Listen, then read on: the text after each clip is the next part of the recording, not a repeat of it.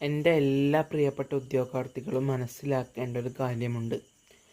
നാം ഓരോരുത്തരും ലക്ഷ്യം കണ്ടുകൊണ്ട് തന്നെയാണ് പഠിക്കേണ്ടത്.